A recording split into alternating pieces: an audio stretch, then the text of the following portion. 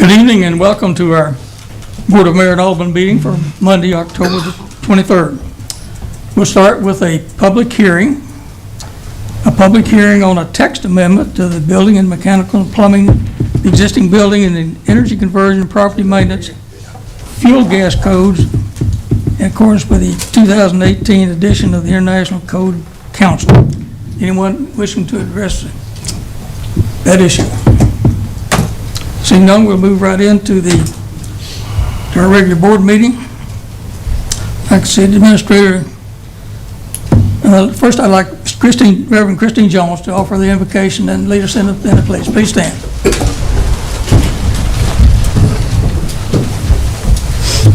Let's pray. God of grace and mercy, for beautiful fall days, we are grateful. For the changing of the leaves and the changing of the temperatures, we give you thanks.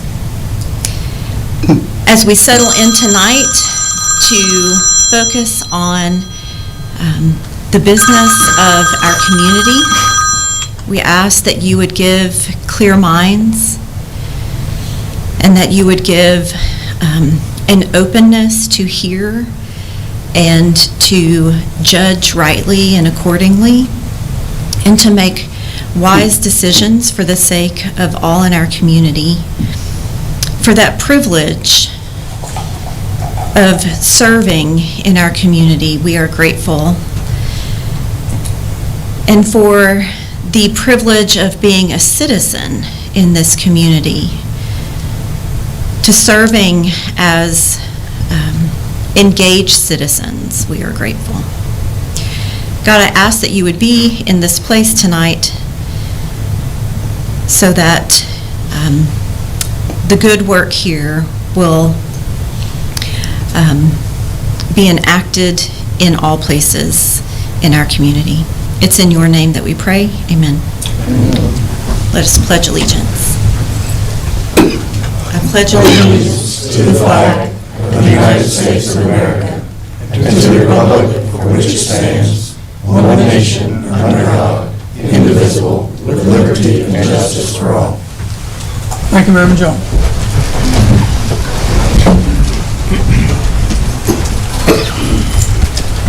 At this time, I have a proclamation I'd like to read. It concerns the Family Court Awareness Month for November. This comes from that group, and they are so appreciative of us presenting this proclamation, so please bear with me.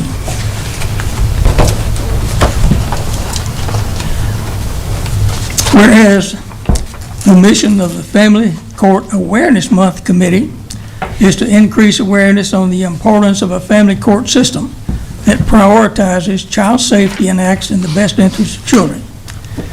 And whereas the mission at the FCAMC is fueled by the desire to create awareness and change in the family court system and conservatively estimated 58,000 children a year that's ordered into unsupervised contact with physically or sexually abusive parents, while honoring the hundreds of children who have been reported as murdered during visitation with a dangerous parent. And whereas the mission of the FCAMC is to increase awareness on the importance of using scientifically valid, evidence-based treatment programs and services that are proven in terms of safety, effectiveness, and therapeutic values. And whereas the mission of FCAMC is to educate judges and other family court professionals on evidence-based, peer-reviewed research. Such research is a critical component of making decisions that are truly in the best interest of the children. This research includes CDC studies, the Adverse Childhood Experiences Study, the National Institute of Justice funded study, child custody evaluation, and child custody outcomes in cases involving parental alienation and abusive allegations. So now therefore I, Mayor Ray Norris, the Mayor of Tullahoma, on behalf of the Board of Mayor and Alderman, citizens do hereby proclaim the month of November to be Family Court Awareness Month. Signed, Ray Norris, Mayor. And that comes to us with the a letter of appreciation for the support of the Tullahoma in bringing awareness to this need of this family court system that prioritizes child safety and the 58,000 children that are annually placed in the care of custody of abusive parents. So we'd love to thank this board for their support. And we will send a copy of that resolution to them. At this time, we have another proclamation or special presentation. Actually, we'd like to hear from TUA, and that would be from Alan Potter with TUA and John Long with Tennessee Valley Authority. Gentlemen, you're recognized. I think Charles has given you a PowerPoint. I have it up, they're not showing. Oh, I don't get to see the, okay, there we go. There you go. You just have to do it from there. Okay, I'm gonna learn how to use that real quick. Okay, so I'm Alan Potter, Tullahoma Utilities Authority. I'm the manager of engineering and operations, and we always welcome the opportunity to speak to you all and the public and inform our customers and ratepayers of exciting things happening at TUA. The industry is ever-changing with technology, and we do our best to keep up. So we'll dive right in. I've been put on a time limit, so Mr. Long will take most of the time. Okay, public power, just a brief overview. It's not for profit, it's community owned, locally controlled. You all know the BMA appoints all of our board members. Customer focused, high reliability with low electric rates. Here in Tullahoma, we have 11,500 approximately electric meters. We serve those meters with 3 substations, 190 miles of overhead conductor, and approximately 70 miles of underground conductor. Wrong way. Here's a one-line diagram of kind of how we serve all of our customers. We have 3 substations. We take a TVA feed at 2 of our substations, the North Tullahoma substation, and our customer count, you can see 700, 700, 1,400, and 1,400. Those single lines are the circuits. We have 12 circuits, 12 distribution circuits here in Tullahoma. At Spring Creek substation, we take another feed from TVA. We're a customer of TVA. We buy our power from them, resell it to our customers. Our south substation is in the middle of basically the North and the Spring Creeks, where we feed 46,000 volts in. So our automation scheme, an example, if we lose our south sub, which is normally fed from Spring Creek, it'll auto throw over to the north substation. Our customers will never experience a power outage. So like I said, we're trying to keep up with all the new technology that comes along. If you add all those numbers up, you're going to get close to 11,500 customers. Those are rounded numbers. Here's another view, just so you guys can see kind of where our substations are at in the city. North substation's on Washington Street, close to Kings Lane. Our south substation is right past our office on South Jackson Street. And then the Spring Creek substation is out on Spring Creek Road at the very edge of our system. Kind of strategically placed. Some of you may remember back in 1995, lightning struck the north substation, and Tullahoma was basically in the dark for 2 days.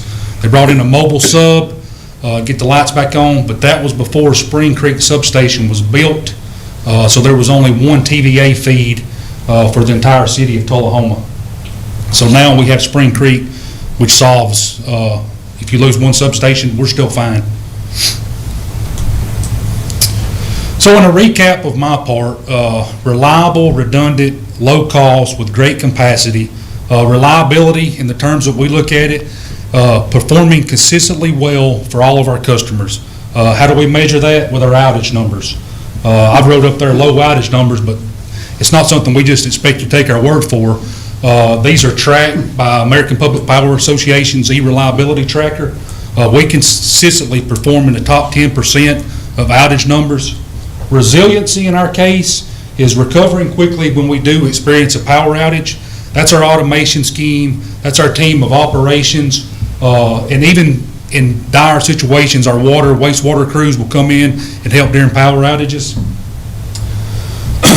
We are 10% lower than the average rate in the valley, meaning our rates are 10% lower than the rest of the 153 local power companies in the Tennessee Valley.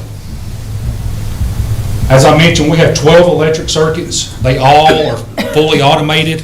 If we lose our south sub, if we lose our north sub, it's going to automatically refeed if it's a problem in the substation to get the power back on without even rolling a truck.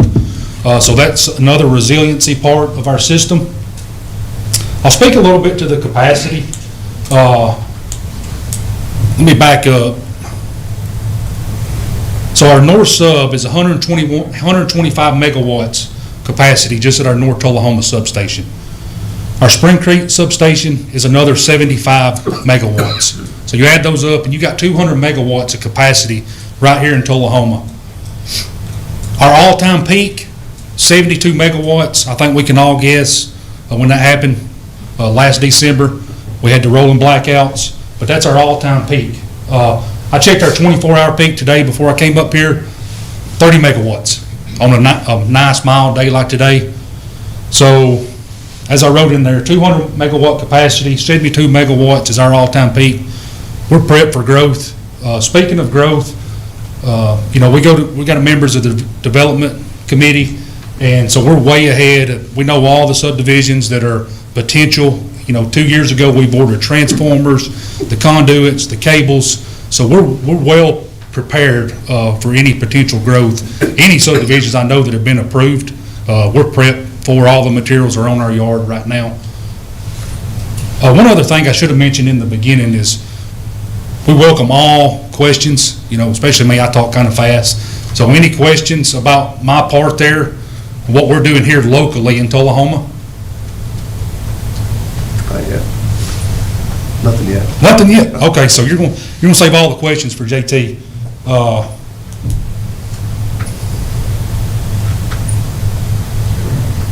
Yeah, right on cue.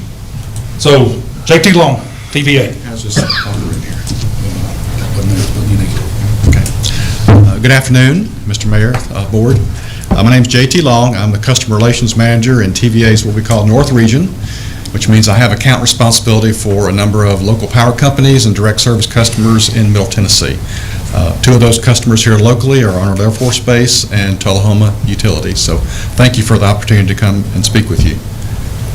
I can't really talk about TVA without mentioning our mission. Our mission is pretty clear considering it's actually written into congressional statute. The TVA Act of 1933 enumerates 3 areas: reliable energy, environmental stewardship, and economic development. FDR said the mission of TVA is to serve the people of the Tennessee Valley to make life better. This is TVA's 90th anniversary year, and that mission has not changed. And TVA can't do this mission alone without our partners. We have 153 local power companies that, like Tullahoma Utilities, that we provide power to. We also have 59 large industries and federal installations that deliver power to. So the TVA service territory in total serves about 10 million people and 770,000 businesses. A few years ago, we approached our local power companies about entering into long-term supply contracts with us that would help match up our investment with our revenue stream, so that helps to strengthen the public power model. So we actually have 20-year rolling contracts now with about 96% of our power company customers.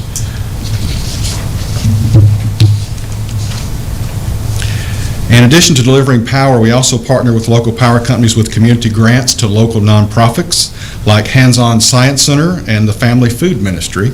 You'll see pictures of those presentations from this year. We have also awarded a STEM grant this year to Tullahoma High School, and separately TVA provided a special $43,000 grant to Hands-On Science Center in a program that bolsters STEM education through community science centers.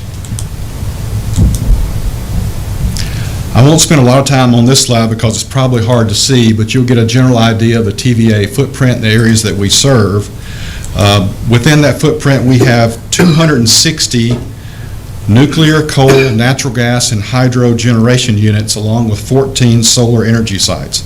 Together, they provide 38,111 megawatts of generating capacity.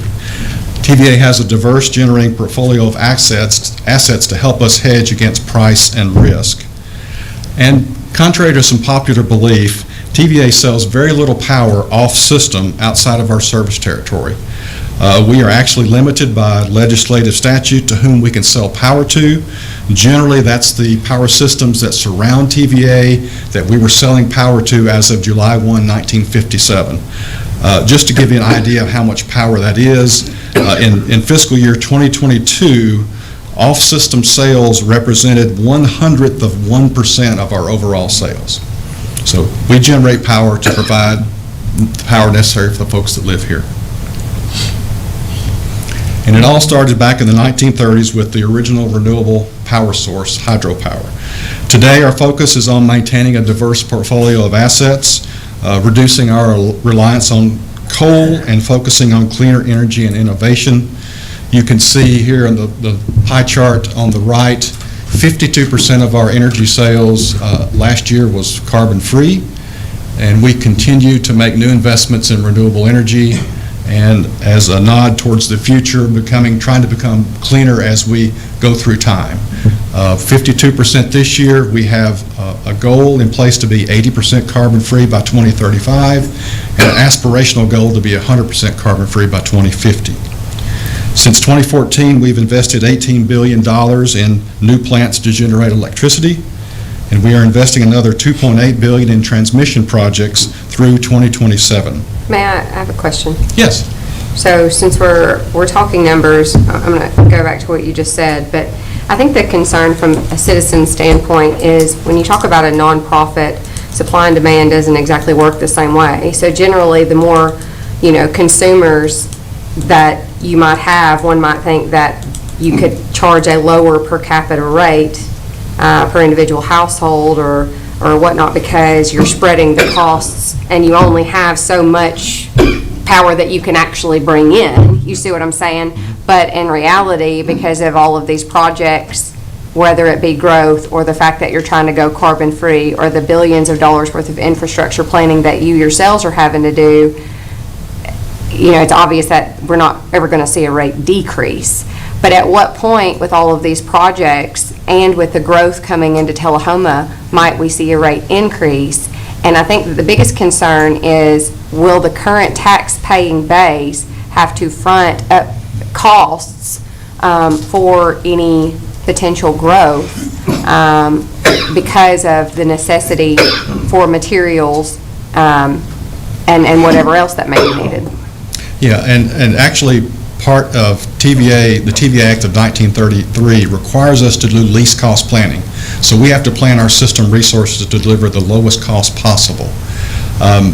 We also have access to a $30 billion debt ceiling. So, we're building long-term assets, 40, 50-year plants that are going to run well into the future. So we don't want to encumber the current ratepayers, to your point, to pay for those plants. So we want to be able to use our debt financing as much as possible. Sometimes it's just not, it's just unavoidable. We had our first rate increase in 4 years this October, so we certainly have an eye towards that, and we want to try to mitigate that as much as possible, looking at our debt portfolio and being able to leverage alternative financing means. Thank you.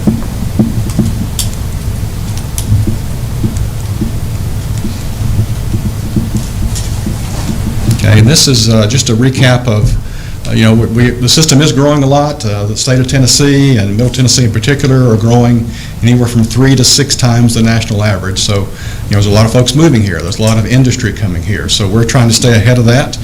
We have a number of generating projects underway, approximately 3,800 megawatts of new generation. We plan to have online by 2027.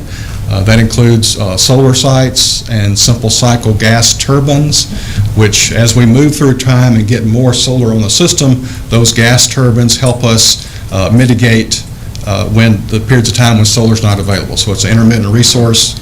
Clouds come over, it's a cloudy December day, so we have to have other resources to back that up to maintain a reliable system.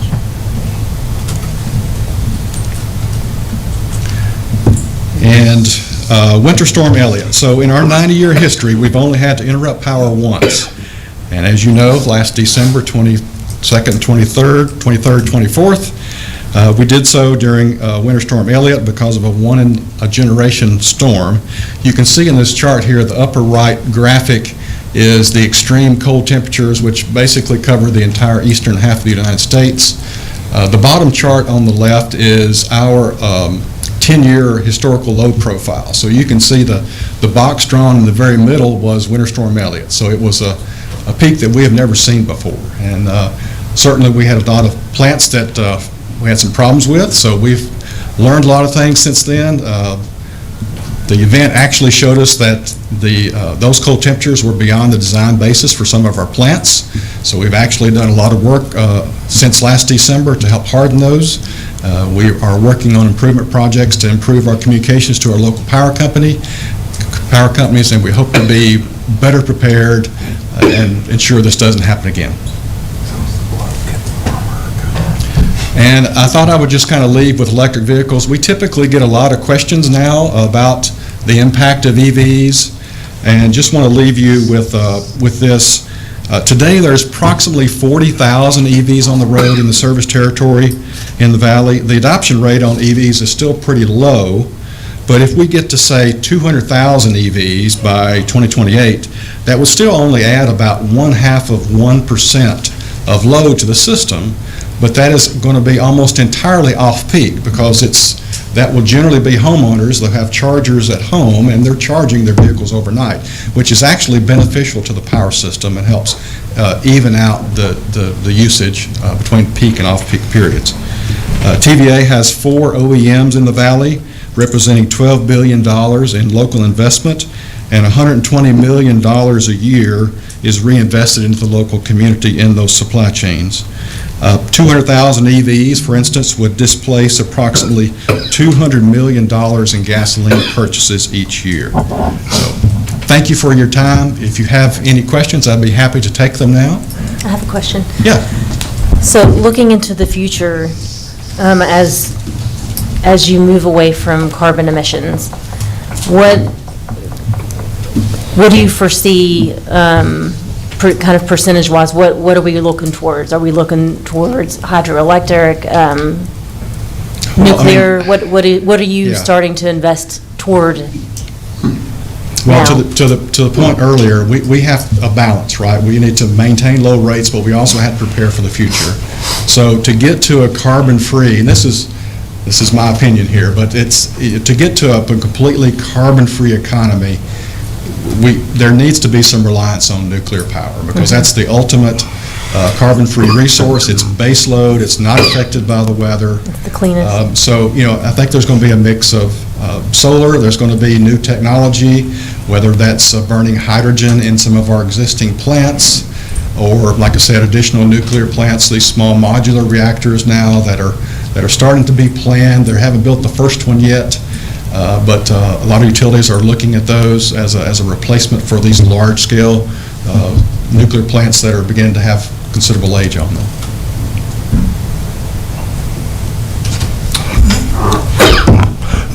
I attended the TML conference, and there was a panel, and there was a lot of information. I wish we could find a recording of that so I can go back and rewatch.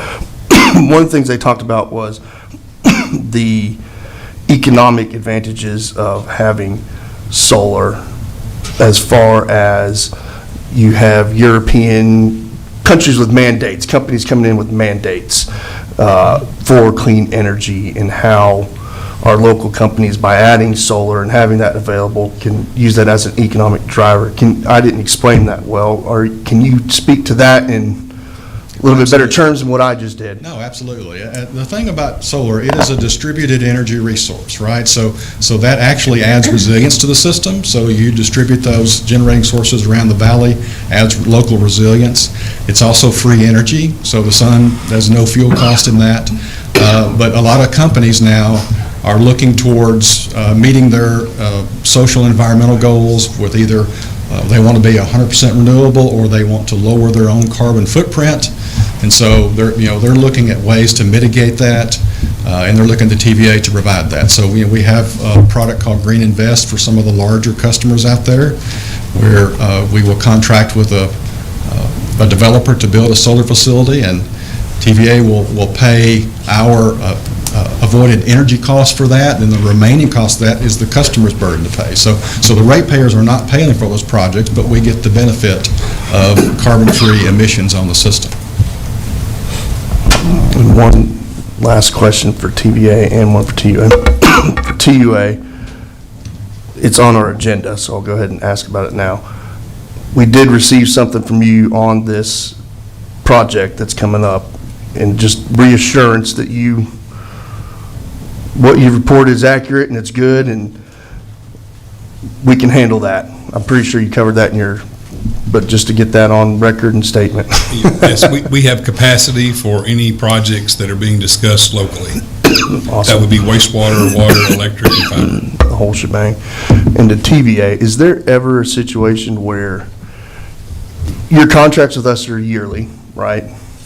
Or negotiate, I don't know how all that works. We actually Is there a have- scenario where you don't give power to Tullahoma? Yeah, so we've actually entered, like I said earlier, we've actually entered 20-year rolling contracts with almost all of our local power companies now. So we are required to deliver their power requirements that the city is needed, so, yeah. In 20 years, is it possible for you to say, we don't want to give power to Tullahoma?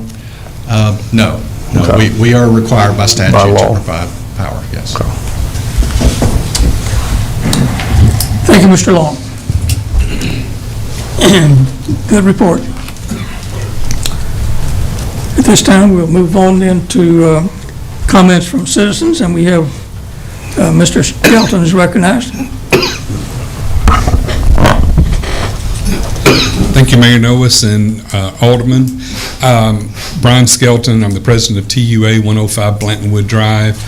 You have on your agenda, I believe it's item number 11, a policy that's commonly referred to as a street cut policy. And I would like for the board to consider pausing that to give the underground utility owners and public works the opportunity to come up with a simpler policy that accomplishes what everybody wants, which is that street cuts don't fall in and that the roads stay smooth. We have had a meeting with Public Works and city staff and talked about some of these things, and Public Works is going to follow whatever policy the board passes, and we are also, but we just think there would be an opportunity for us to come up with a policy that would be easier for us to deal with, but it would accomplish the things that we want. And we've talked about those things, and just would ask that the board consider pausing this and giving us a month to come back to the city board with a policy. Any questions for Mr. Bryant, Mr. Guest? Thank Mr. you. Skelton, excuse me. Thank you. Thank you, Mr. Skelton.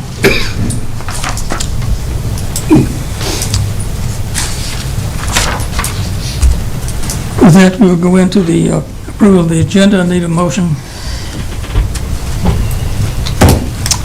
Alderman Berry, recognized. You got a motion and approved by Ms. Mathis. With that, before we vote on the approval of the agenda, I would like to note that on the beer board tonight, as part of our agenda, that the applicant for item number BB 37 and BB 38 and BB 40 has asked that those be removed for further study by the applicant. So those two, I'm asking that they be removed, so we have an amendment to the agenda. The motion to accept the amendment. I think that's a separate agenda. That's a separate. Well, it's when we normally approve the agenda, it includes the beer board agenda. I don't We'll think say that, so. we'll say that for the beer board then. Although we don't have a place on our agenda. It says approved. Which is fine, because you don't have to, unless somebody objects. Okay. We'll go right in. Okay, with that, we have a motion to approve the agenda and a second to approve the agenda. Any comments? Ready to vote?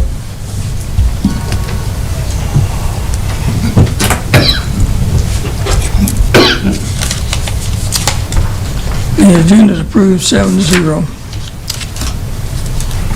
This time we'll go to reports from our alderman. We'll start with Alderman Wilson. Thanks, Mayor. I would just like to make sure that everybody knew that coming up this weekend at South Jackson Performing Arts Center, that there will be showings of Finding Nemo Jr., so make sure everybody come out for that. And also, looking forward, I'm trying to see what the date of this here is, apologize.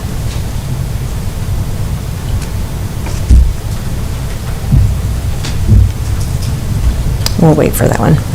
That's all. Alderman Thank you. I attended the Oktoberfest celebration at South Jackson. They did a really nice job of that. I think it was last Saturday. And then also we had our final charter revision meeting. So on November 6th, we'll be having a study session to start that process with the board. So everyone did a great job, very helpful. So that's it. Alderman Mathis. No report, Mayor, thank you. Alderman Berry. I'll be quick for Alderman Mathis. I attended the Oktoberfest as well. Joe Ord got me pretty good there at the auctions, but it was great, and that just continues to grow. Also, the Employee of the Month would recognize Randy from Public Works. There's a nice little note in here from one of the citizens about how helpful he was there, and then also tomorrow is the Lions Bowl here in Tullahoma. Tullahoma's not playing in it, but there is a Lions Bowl game. There's two games. There's a 6 o'clock and a 7:30. There's also playoff games for Frank Mullins tomorrow at Wagner, so if you're not out doing anything, get out. Thank you, Mayor. Alderman Gluck. Since last meeting, I attended a CPDC meeting. At that meeting, they discussed their scheduling throughout the rest of the year, and it's a pretty aggressive schedule, and they're making good progress. That's all I have to report. Mayor Pro Tem. Alderman. Thank you, Mayor. Yeah, so I've had several conversations in the last couple of weeks about some processes, and I've shared that with our city administrator, who is doing a fabulous job, by the way. And, you know, a couple of those are just, again, us being in the business of customer service and that culture in the city of Tullahoma that we want to just continue to improve on.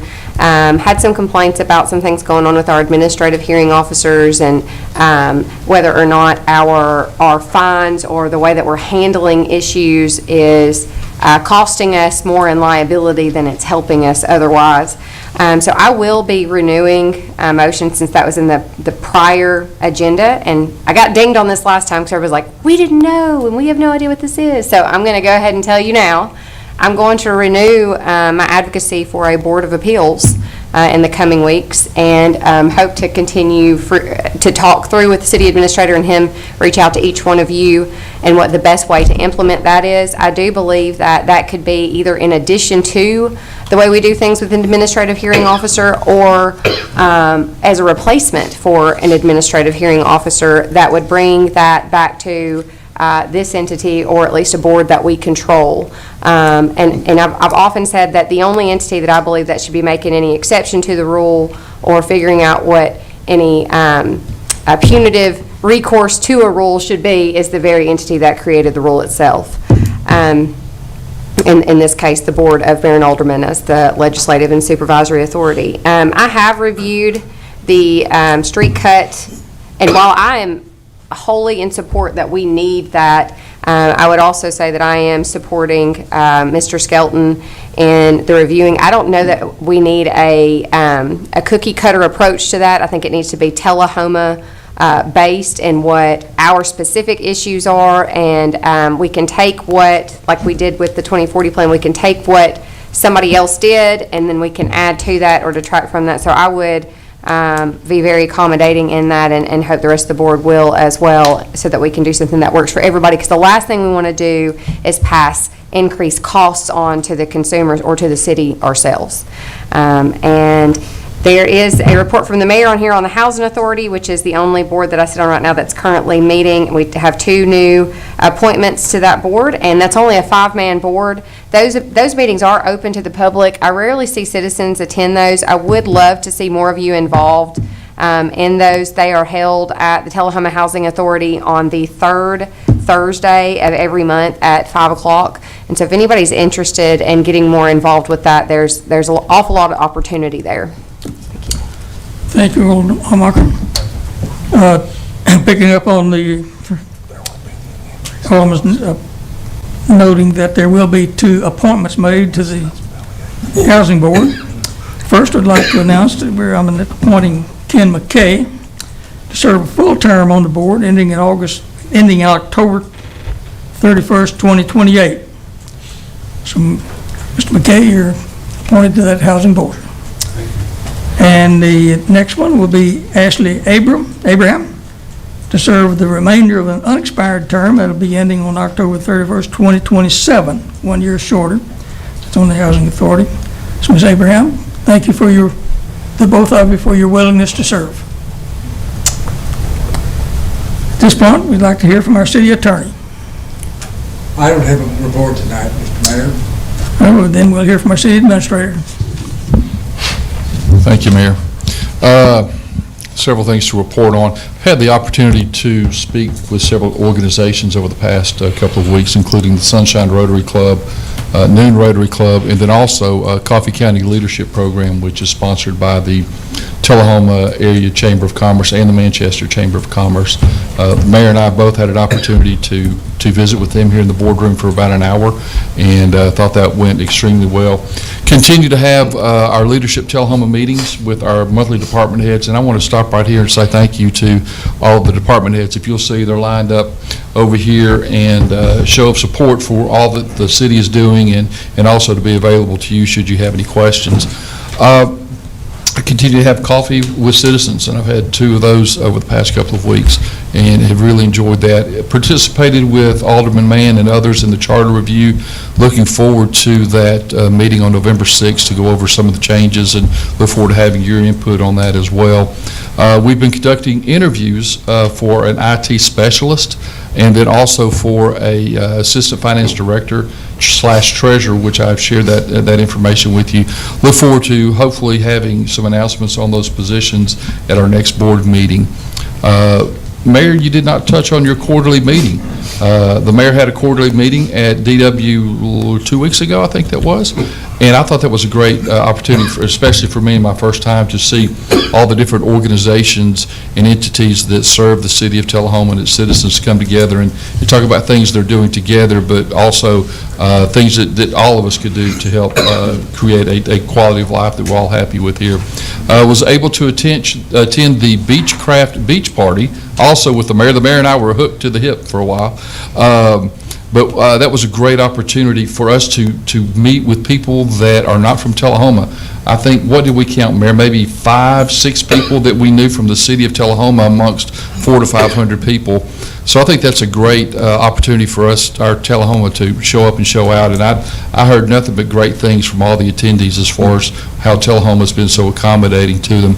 I want to say thank you to the ladies at NHC. They had an appreciation luncheon for our first responders. I was able to go by there and watch. I think last count, I think the fire department ate more pancakes than the police department. Is that correct? Neither one of them wants to admit that. But you know, it was great. The ladies that were cooking were so thankful for what we do for them. And again, we wanted to reiterate with them, we're thankful for what they do to help with our citizens as well. A couple of last things. I was able to attend a fundraiser on Thursday night for breast cancer awareness, sponsored by Tullahoma Imaging, along with our alderman, Ms. Wilson, and that was a great event. I'm hoping to see that event grow over the next few years. Johnny Bench is coming to town. He will be here this Saturday. The Tullahoma Sports Council is offering that opportunity for him to come. So if you haven't gotten your tickets, reach out to members of the Sports Council or one of the baseball or softball players. I'm sure they're still trying to sell tickets. Great news here. Sales tax collection is up 14.5% this past September, last month, versus same time last year in September. So 14.5% uptick in tax collections this year versus last year. And I will be attending the Tennessee City Managers Association Fall Conference starting later this week. Look forward to that, and look forward to reporting that to you at our next board meeting. Thanks. Thank you, Mr. Quick. As I will go into the consent agenda, note that all items on the consent agenda considered to be routine will be collected by one motion. There will be no separate discussion of these items unless a board member says his request, and we will consider them separately. We approve the agenda. I'll read the caption number 23-186, minutes from our October the 9th meeting. 23-187, a request to approve a permit request for special events signs, public way for the South Jackson Performing Arts for Crystal Heart Christmas event and waive all permit fees. 23-188, set a public hearing, first reading for November 13th, 2023, on the text amendment for the fire code of the 2021 edition of the International Code Council and subsequent ordinance changes needed to be to facilitate this change. So with that, need a motion from Barry, seconded from Mathis, and ready to vote.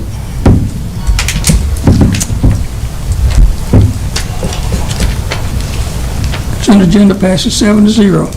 Under unfinished business, several items that we've considered on first readings, and these will be for second reading. Ordinance number 1009, an ordinance to adopt a new charter for title number 18. This is water, wastewater, and stormwater, Chapter 6, floodplain management, Title 18 of the City of Tullahoma, as set forth in the Tullahoma Municipal Code. This will be for passage on the second reading. Those details are on page 46. A motion from Barry, seconded from Wilson. Any questions?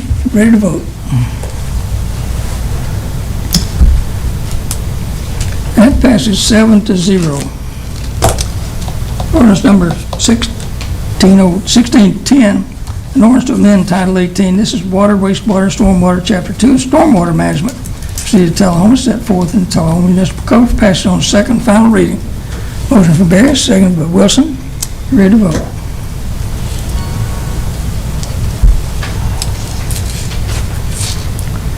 Passes 7-0.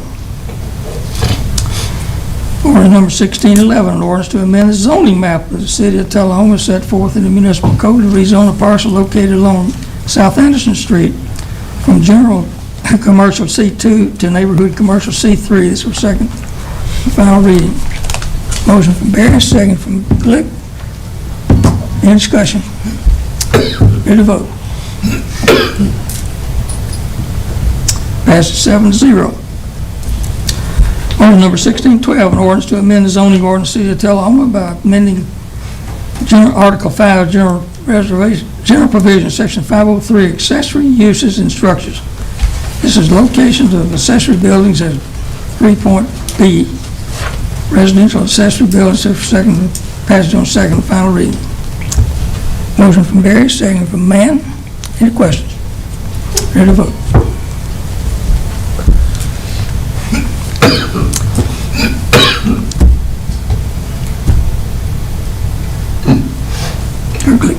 No. Passes 7-0. Excuse me. Ordinance number 1613, an ordinance to amend the zoning map of the City of Tullahoma set forth in the municipal code to rezone a parcel located along North Jackson from agricultural AG to planned mixed-use zoning districts, passed on second reading.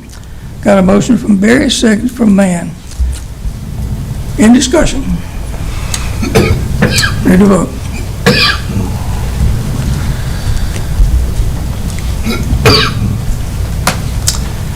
Passes 7-0.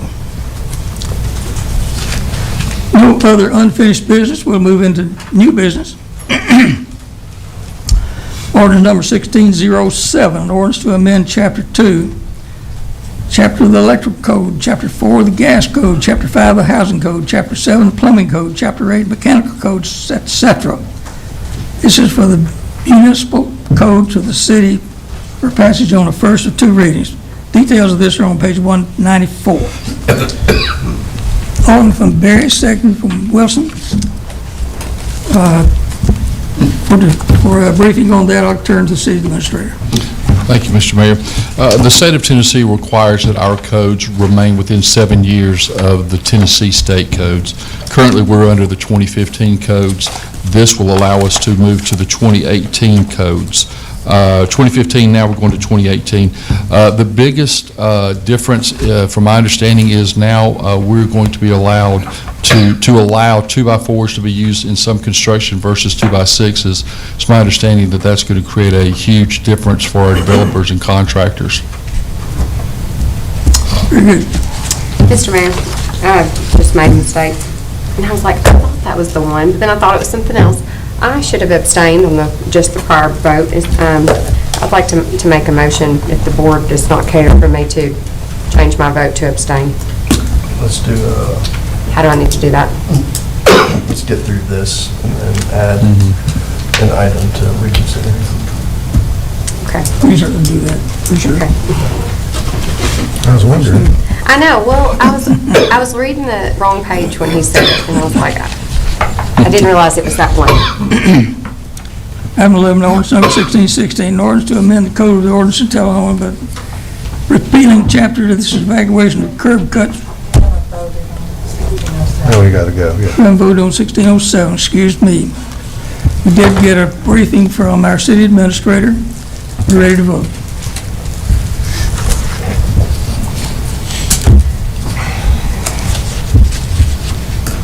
I'm going to abstain on this one too, so. I'm building a house. Caveat to everybody in the city of Tullahoma, so I don't. Passes 6 with 1 abstention. Number 23-189, consider approval of the purchase of 2 John Deere tractors, Gator Utility. 1616. We're going back to that one again. Item number 11 on the agenda. We hadn't done it yet. That's one you just think. She just abstained from. Okay. From the, Okay, we've got a motion and a second on 1616, a motion and a second. And we've had a briefing from the city administrator. Any further discussion? Ready to vote? Yes, I think no discussion on this one. is this 1616? Okay. Yeah. This, you abstained from 1607? Yeah, 1607 I Okay. abstained from, but I need to also abstain from 1616, but I'll do a motion to reconsider in a minute. Okay, now let's go. Alderman Barry, you're recognized. This is the street cuts one. This is one I want done. I agree with the sentiment of Alderman Almacher earlier, and I talked with Public Works as well today, and I don't think that there is harm in taking a step postponing this. I won't make a motion now. I'll wait till everybody's had an opportunity to speak, so it doesn't cut anything off.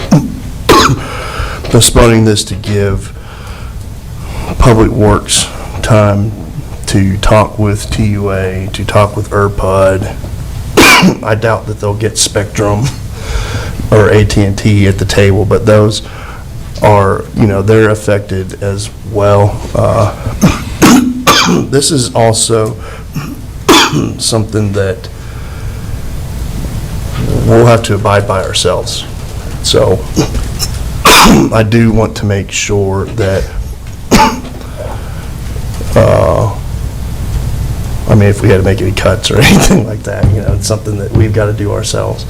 So I'd want to make sure.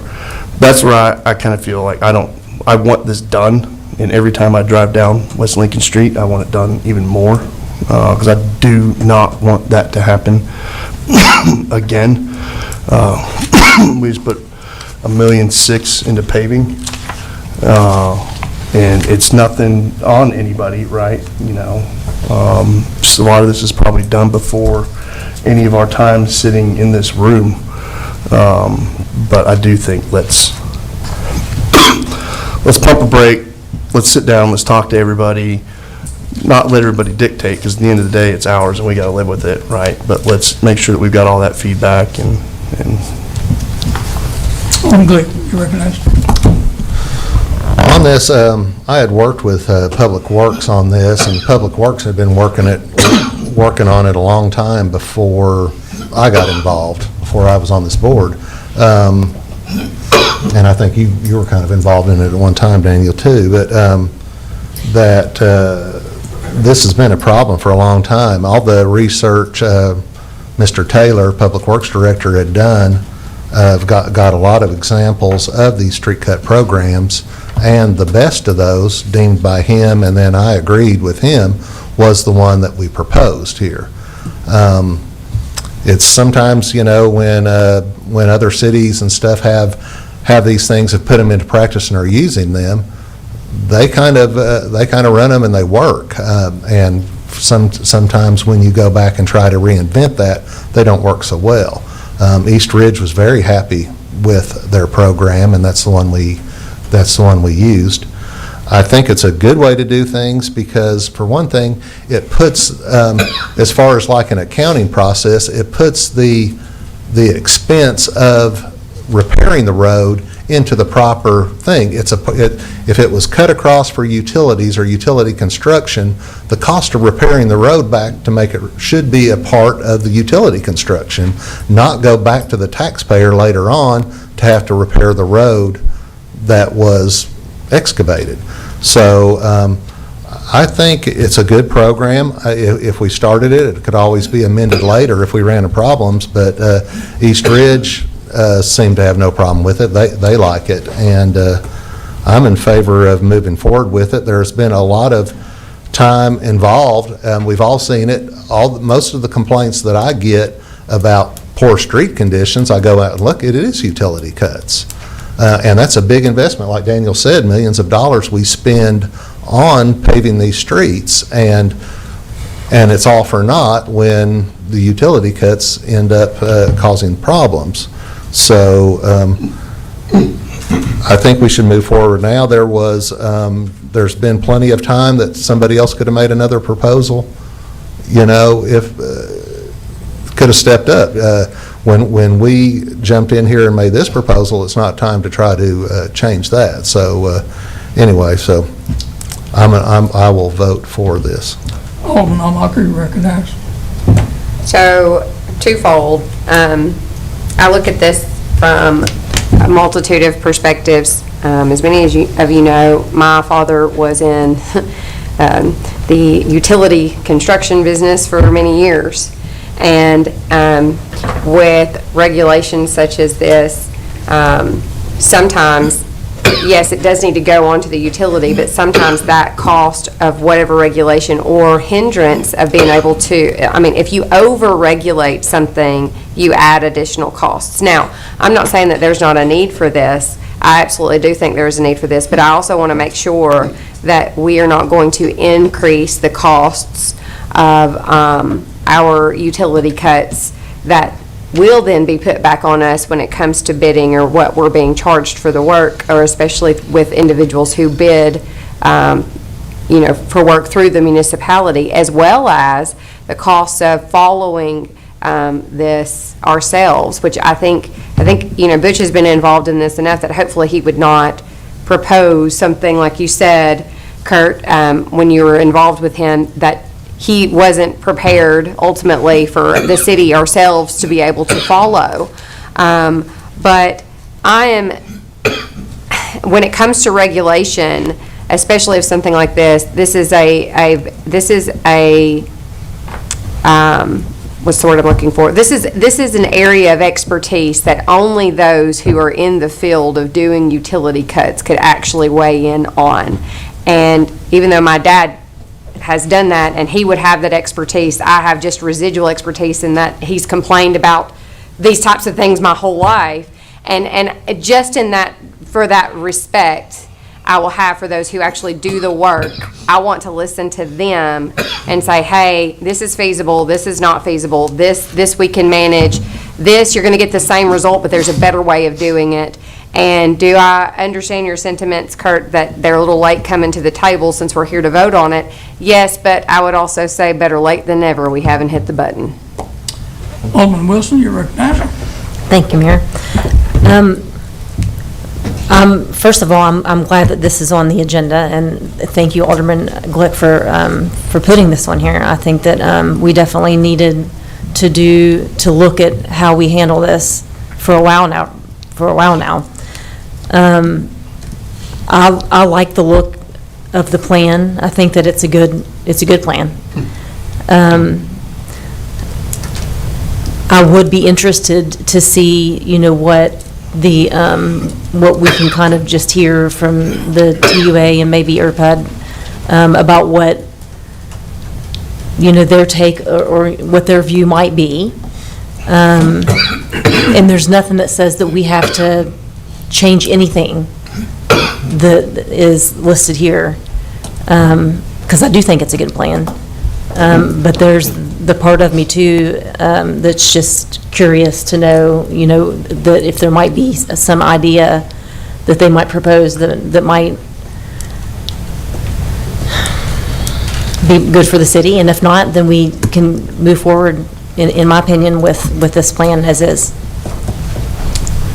Alderman Berry? Yeah, quickly. I agree with Alderman Wilson as well. We are the city, there are roads, it's our ordinances, and we can do what we want, but I think that they're also partners. TUA should be looked at as partners, IRPAD's partners, all these utility providers are partners, and so if we can get some input and at least listen, with that, I'll make a motion to postpone this until such time, until the December meeting, to give TUA, or to give Public Works the time that they need to have discussions with all the partners that are involved in this and to come back with recommendations. Man, you're recognized. I'd just like, if possible, to hear from Butch Taylor, our Director of Public Works, on this, because there's been a couple things. The one question I would have is the cost. We've heard that there could be increased costs for Public Works to make street cuts and repairs, so I'd just like to hear what he has to say on that. As you're coming up, could I interject one thing? Coming up with. No, come on up. One of the things that I am primarily interested in is to look at the cost to benefit of what we're doing. Is there a cheaper way, less expensive way to accomplish what we want to accomplish with fixing our streets? That's where I am. That's why I would like to give some time to look at that, do a cost-benefit analysis. Yeah. I have no problem. I mean, we've been working on this for, I don't know, since January. And we're now to the point of getting this out there.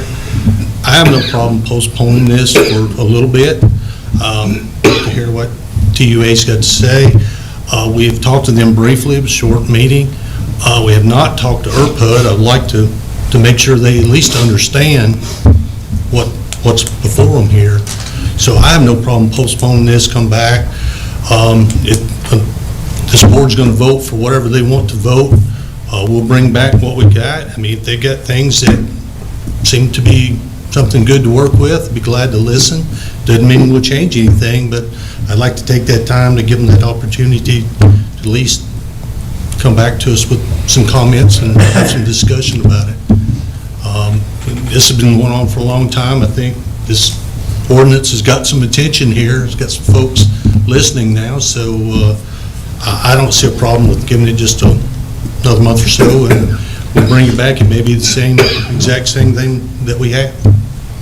Thank you, Mr. Butch, I think, I'm not sure if you answered Derek's question or not, but the increased cost of Public Works, wouldn't they be defrayed by the fees charged, the inspection fees? Yes, it would offset a little bit. There's going to be some additional things in there. If we have to come out at 2 o'clock in the morning on a 20-degree night and have to have an inspector out there to watch, those would be some things that, we'd but that would be passed on as well to recoup that cost. $200 is what we had in here per permit fee, whether that's right, wrong, or indifferent. That would take care of some of the costs as well. So there is some in there to cover that. Of course, I don't know how many cuts TUA or they do a year or HERPA either. I don't know how much, how many times do. Maybe it's 20, maybe it's 50. I don't know that number. So that's $200 per cut? Yes, ma'am. Yes. Yikes. There's an inspection process of it and everything else. Well, that has to be paid yeah, for. but I don't mean to interrupt, but You're fine. so typically when you're doing, let's say, wastewater rehab or sewer rehab, and you're running pipeline, or AirPUD is putting in pipeline, and they have to cross over roads, or they have to go down, you may have, for one job, multiple, I'm thinking about when my dad did this, he may have hundreds of cuts. And if you're talking about having to pass on that kind of cost. So my thing is it per permit per job? Because to me, that would be more feasible than per cut. This is more geared to the utility cuts where they have to go out and do a side cut or a cut in the middle of the road in the middle of the night. This is not for a rehab project where they're out just, got to cut. Right. So that would be a little different than what this. So that's not going to be affected by this? No, I think that's, like you said, that would be under one permit per job, because that's going to be a grander scheme of things. Okay, I want to make sure, because that could get very costly very quickly. And in fairness to DUA and AirPUD, that's a question that I'd like to hear from them as well. Thank you, Mr. Taylor. Appreciate your comments. We have a motion on the floor, a second, to postpone. Can I modify my motion, if it's okay with you, is postpone it until December, but between now and December, schedule a study session type to where we can hear TUA and ERPUD's concerns, and we have the opportunity to actually go through this, because I don't know that the issues necessary, the permitting fees versus we say, let's cut, edge to edge. I think those may be some of the difference. So I'd like to change my motion to say postpone until December, adding a study session in between now and then with Public Works and these other entities. You have a motion. You choose your motion, do you need a second? Yeah, I maintain my second. I did have one comment, though. I had hit the button to speak. So minus that, I think we need to make sure that those caveats are in there if it is for a specific job or when this kicks into gear. That needs to be certainly fleshed out. But I think it's very important that we have buy-in from the very entities that we're going to be charging, that this is going to affect the most. We don't need to just set a hard and fast, you're going to do it whether you like it or not, which we're kind of saying you're going to do it whether you like it or not. But I think it's a lot easier if we can get them to understand the whys and get them to say, hey, we get it, we understand. Who it affects is everybody that drives down the roads every day and drives over those bumps and has to fix their tires and everything else. That's who it affects. And those are the taxpayers that are paying for the roads. No, I agree with that. I'm just saying that I'm talking about, yes, we understand that there is a problem, but I'm talking about in implementing this action so that we make sure they have buy-in, they understand what's expected of them so that we can actually fix the problem. So, a lot of times if you don't get buy-in from the entity or the entities that are causing the problem, they'll just continue to cause the problem. They can eat the fee and pass it on to the taxpayer. That would be even more terrible. Not to say y'all would ever do that, okay? Brian Skelton, I've often said, TUA is the Chick-fil-A of electric cooperatives. But here's the thing, I've met some I've met some people who are ornery like that in my lifetime. Maybe I've been that way myself at a time or two. So it's just more important that we have buy-in and understand. And it is very important that we get this done so that the taxpayers can stop footing the bill through Public Works for us having to fix utility cuts that should have been repaired correctly and properly in the first place. I do understand that. Motion to postpone with a second. Ready to vote?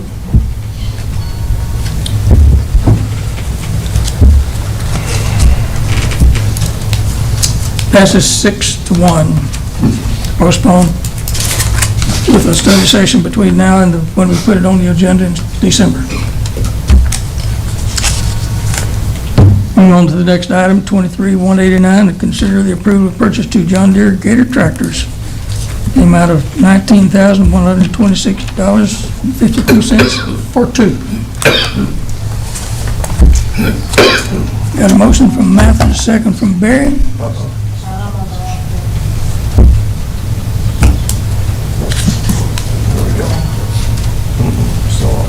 Wrong.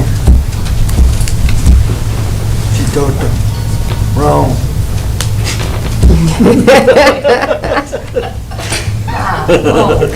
No room for error. Don't do it again. If you do that again, it's still the wrong one. I'm not gonna say it. How many times you want us to vote on that? Make sure we're sure. Are you really sure? We'll get it right.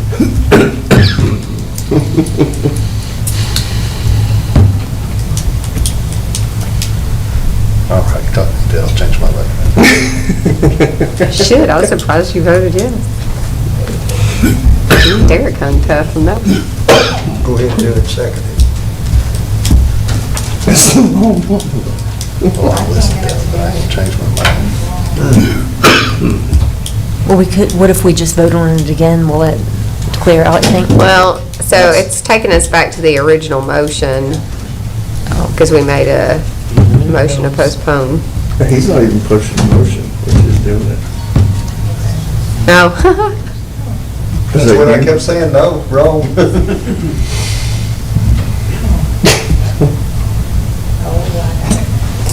I think we're there. Okay, there's a motion, we need got a motion from Barry and a second from Mathis. Recognize the city administrator for background. Thank you, Mr. Mayor. The request for the purchase of the utility carts was included in this year's budget, so basically they're asking for the ability to go ahead and execute this agreement to fulfill those needs. Any questions? Ready to vote?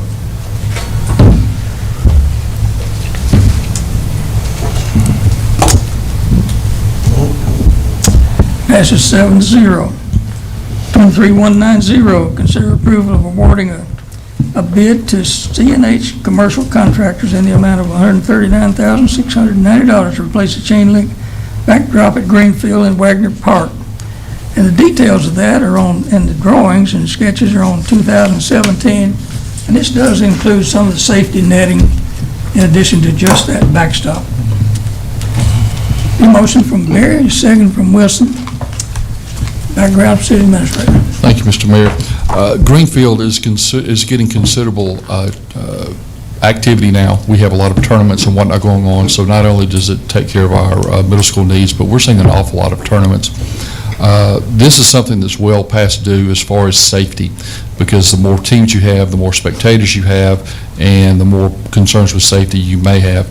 So what this will do is this will allow us to remove that chain link backstop that we've all seen, and we're going to replace it with a concrete wall, 4-foot concrete wall, that will then have a netting put over the top of it. But then that netting is going to go from the backstop all the way over to the dugouts, 90 feet in both directions. And that's going to increase your safety for your spectators and for your players. So I think this is something that is definitely needed. Again, I would rather pay $139,000 for an insurance policy to keep someone from getting hurt and liability possibly placed on the city school or on the city system. Jason, will this as well, I'm assuming it's going to increase the safety going down Highway 55? Correct. Because that was always a problem there. Yes, sir. We are hoping that that does correct that issue as well. Any further questions? Ready to vote?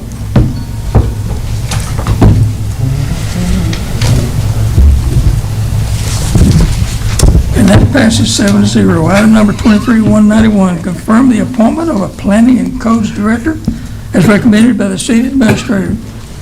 Got a motion from Barry, a second from Mann. Dan, background on city administrator. Thank you, Mr. Mayor. As we all know, Tullahoma is definitely focused on growth right now, not only, but again, we go back to the strategic growth that we're looking for. So I have done a couple things. One is I have felt the need to take codes and put it back under the planning department. That had previously been under Butch for quite a while, Butch Taylor with Public Works.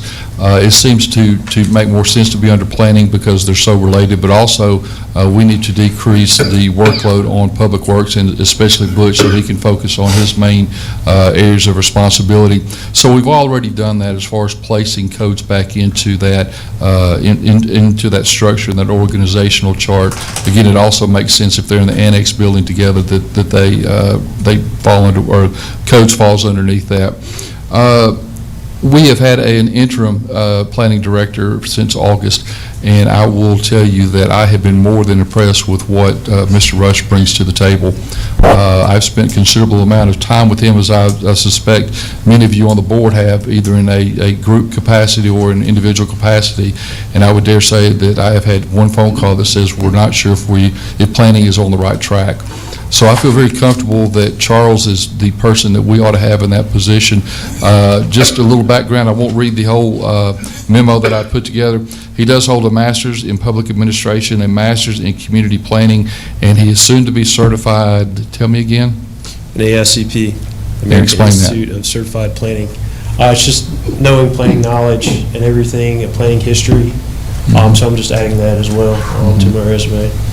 So in speaking with Charles, one of the things that I was interested in is, you know, what is his draw to Tullahoma? And he told me my family, and he says this is where he wants to raise a family.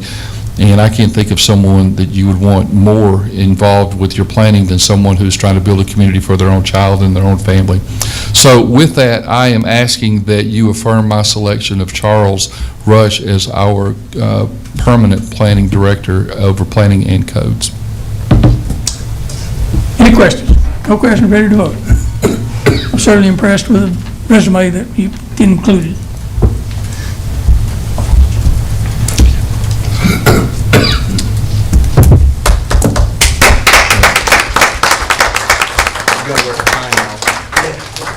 All right.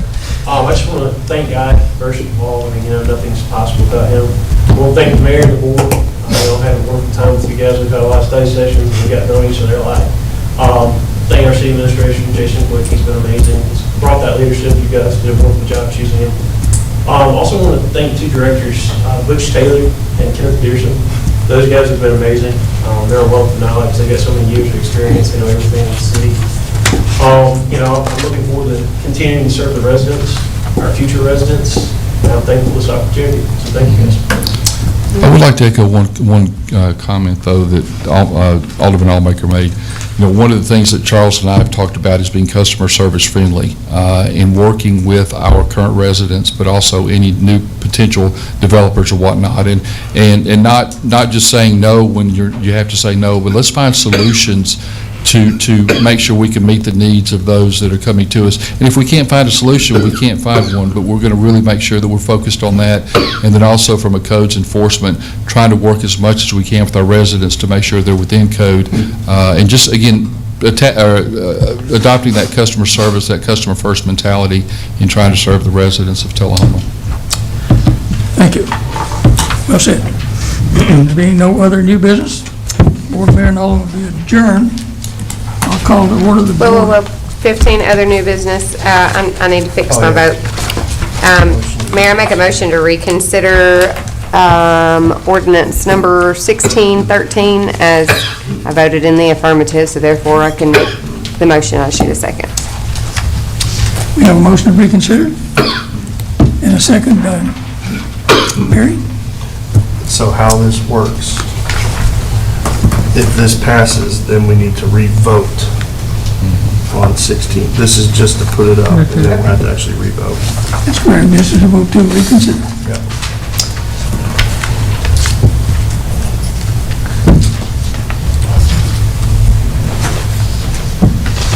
And that passes 7-0, and it has to be someone who voted in the affirmative to reconsider it. We just did. That's what she did. So now that motion immediately comes back up.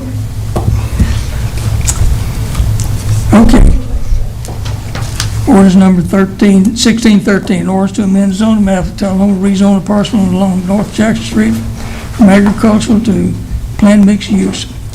Got a motion from Barry, second by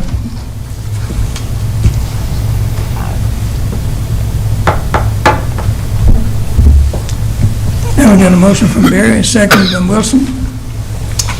Any questions?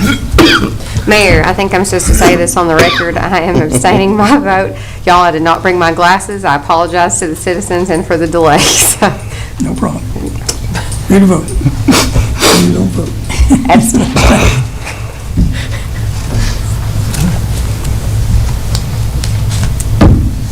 And that passes 6-0 with one abstention. Okay. And did you abstain from 1609-07? She did. She did. You didn't vote on that? Yes. So we don't have to redo that one. Nope, I'm good on that one. Very good. Not going to jail. Okay. There being no other new business, no other new business, Board of Mayor and Alderman is adjourned, and we'll go to the beer board. Any public comments for the beer board? Seeing none, there is no unfinished business. We'll move right into the agenda. Were you going to amend that agenda? We need to revise the agenda, and the applicant has asked that two of those items be removed, items being number 23, BB 38, and BB 40. So I need... Mayor, I make a motion to amend the agenda to remove items number...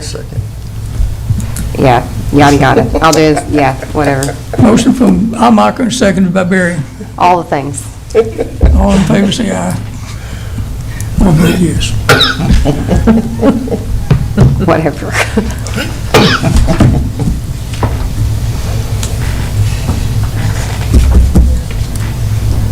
The agenda has been approved. And we're going to vote on two items. Vote on the consent agenda first. We changed the agenda, now we're going to vote on the consent agenda. Motion by Barry, seconded by Almacher, to approve the consent agenda. Which are the minutes. Approved 7-0. There's no other unfinished business. Under new business, we have item number 22, BB 37, request to approve a beer application on premises permit for Ragout 2 at 111 West Lauderdale Street. Ms. Mariah Santos will be the manager in charge of beer sales. Motion from Barry, second from Mann. And ready to vote.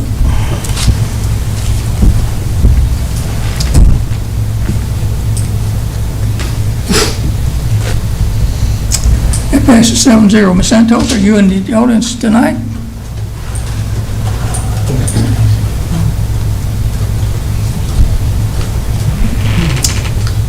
We normally have to pay attend.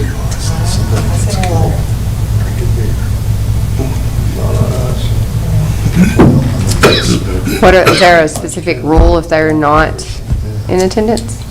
Well, we already voted, so there's no take-backs unless you're Not- That's why I asked initially. If the applicant hasn't attended, when she's been asked to attend and sent a letter requesting that she attend, I have some questions about her managing beer sales. Well, a request and a mandate is two different things.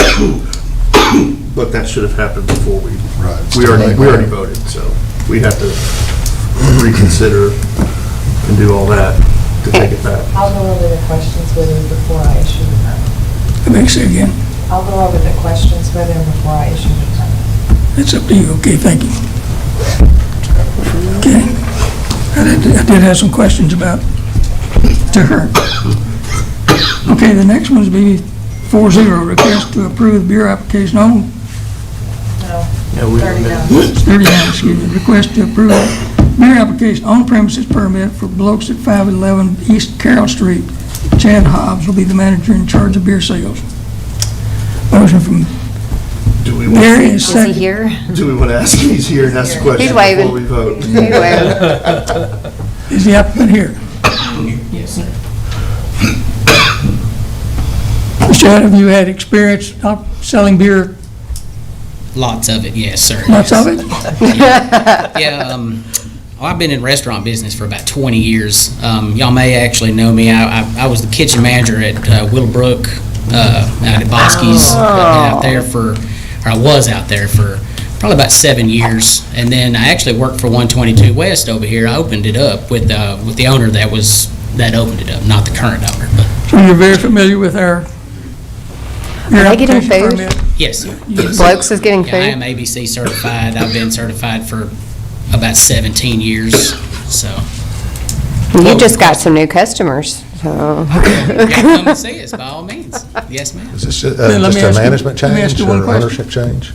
Because they've been. Let me in ask you one business. question, Yes, sir. or maybe it's two questions, but to sell, store or distribute beer, what age must we be To sell it, to sell beer?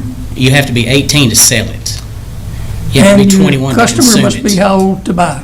Oh, 21. 21. Yes, sir. So you've read all the regulations and answered all the questions? Yes, sir. Yes, sir. Okay. Ready to vote?